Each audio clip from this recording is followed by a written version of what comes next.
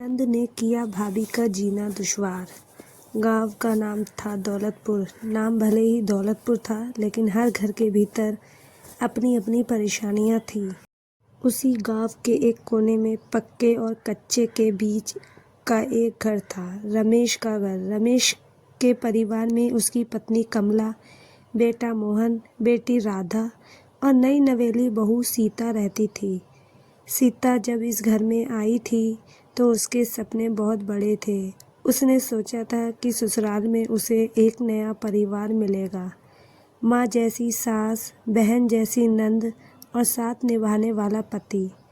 लेकिन उसकी ये उम्मीद धीरे धीरे टूटने लगी, खासकर उसकी नंद राधा की वजह से। शादी के शुरुआती कुछ दिनों तो अच्छे बीते। सीता को हर कोई देखता, उसकी तारीफ करता, लेकिन राधा के चेहरे पर एक अजीब सी जलन साफ दिखती थी। राधा घर की इकलौती बेटी थी और अब तक घर में उसी की चलती थी। सीता के आने से उसे लगा जैसे उसका महत्व कम हो गया है। एक दिन राधा ने सीता से कहा, भाभी, तुम यहाँ आई हो तो समझ लो कि इस घर के नियम तुम्हें मानने होंगे। सीता ने मुस्कुराकर कहा, हाँ राधा, मैं तो यहाँ सबके साथ मिलकर रहना चाहती हूँ। लेकिन राधा का मन साफ नहीं था। उसने ठान लिया था कि वो सीता को कभी चैन से नहीं रहने देगी। छोटी छोटी बातें, बड़ा तनाव। राधा रोज़ किसी न किसी बात पर सीता को ताना मारती। इतना भी नहीं आता तुम्हें? तुम्हारी माँ ने तो हमें बचपन से सब सिखाया है। कभी खाना बनाने पर, कभी कपड़े धोने पर, कभी घर साफ करने पर, हर काम में कमी निकालना उसकी आदत बन गई थी। सीता चुप रहती। उसे लगता था कि समय के साथ सब ठीक हो जाएगा, लेकिन बात बढ़ती गई। एक दिन सास कमला ने भी सीता से कहा, राधा ठीक ही कहती है, तुम्हें अभी कुछ सीखना है। सीता को दुख हुआ, लेकिन उसने जवाब नहीं दिया।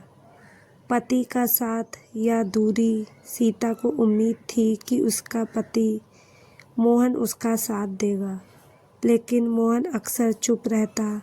जब सीता ने एक दिन रोते हुए कहा, आप कुछ बोलते क्यों नहीं? आपकी बहन मुझे रोज़ अपमानित करती है। मोहन ने बस इतना कहा, तुम ही समझदारी से काम लो। घर में झगड़ा ठीक नहीं। सीता को लगा जैसे वो बिल्कुल अकेली है। राधा सिर्फ ताने ही नहीं मारती थी, बल्कि चालें भी चलती थी।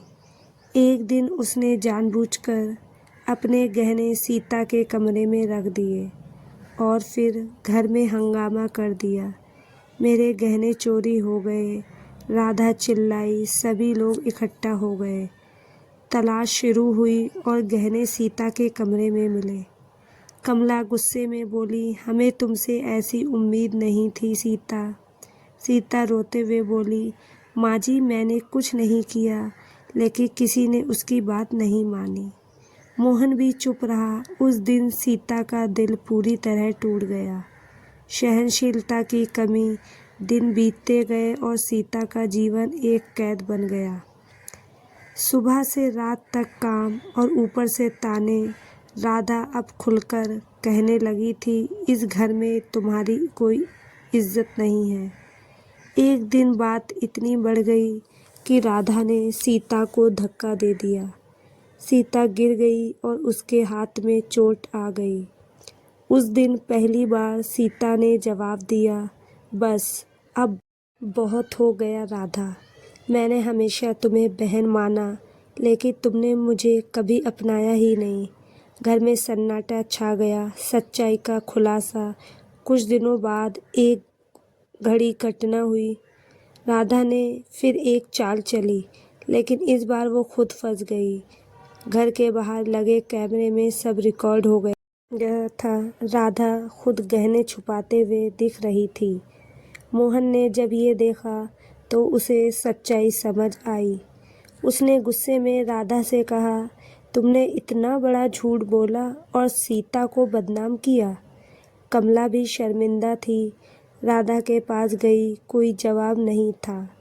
उस दिन के बाद घर का माहौल बदलने लगा। मोहन ने सीता से माफ़ी मांगी।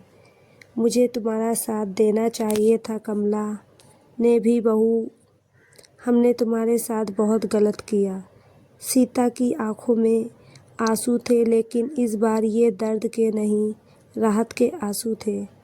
राधा को अपनी गलती का एहसास हुआ। वो सीता के पास आई और बोली, भाभी मुझे माफ़ कर दो, मैं जलन में अंधी हो गई थी। सीता ने कुछ देर चुप रहकर कहा, आसान नहीं है, लेकिन अगर तुम सच में बदलना चाहती हो तो मैं कोशिश कर सकती हूँ। राधा रो पड़ी। धीरे धीरे सब ठीक होने लगा।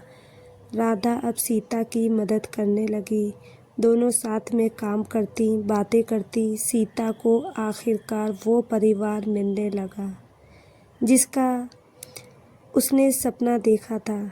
इस कहानी से एक बड़ी सीख मिलती है, घर रिश्तों से बनता है, अहंकार से नहीं।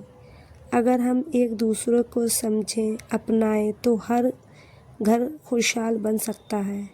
सीता ने सहनशीलता दिखाई, लेकिन साथ ही सही समय पर भी आवाज़ उठाई, और राधा ने अपनी गलती मानकर खुद को बदला। तो दोस्तों, इस कहानी को लेकर आपकी क्या राय है, कमेंट बॉक्स में ज़रूर बताइए। और अगर आपको हमारी आज की कहानी अच्छी लगी हो तो प्लीज़ लाइक ज़रूर करें। अगर आपने अभी तक हमारे चैनल को सब्सक्राइब नहीं किया तो ज़रूर कर लीजिए। तो मिलते हैं ऐसी ही एक और मोटिवेशनल कहानी के साथ। Thank you.